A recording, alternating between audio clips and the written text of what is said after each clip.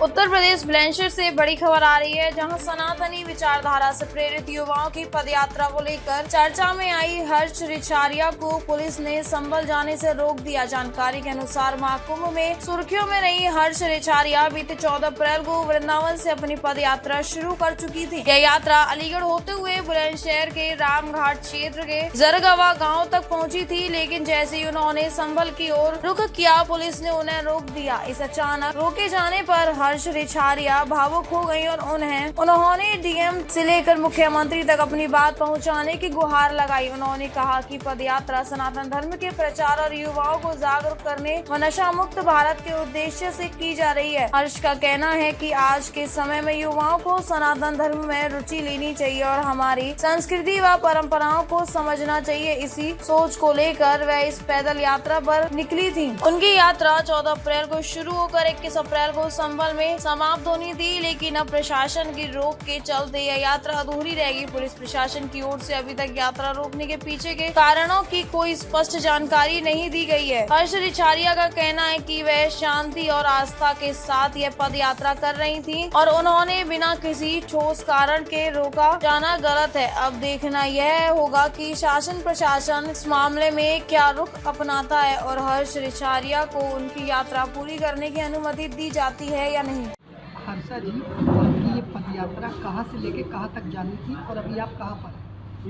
ये पदयात्रा वृंदावन से संभल की थी और फिलहाल हम बुलंदशहर के अंदर एंटर हुए हैं और अभी यहीं विश्राम कर रहे हैं। आगे देखते हैं क्या होगा।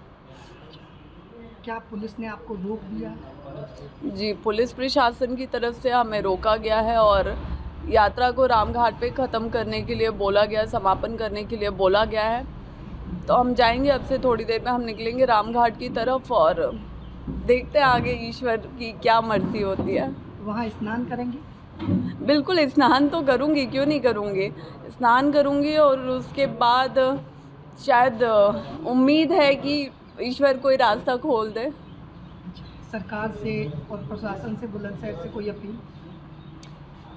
सरकार से मेरी यही एक अपील है कि जो उत्तर प्रदेश के माननीय मुख्यमंत्री जी हैं, वो हम जैसे युवाओं के एक प्रेरणा हैं, जिनसे हम बहुत कुछ सीखते हैं, बहुत कुछ समझते हैं, जिनके मार्गदर्शन में हम आगे बढ़ते हैं।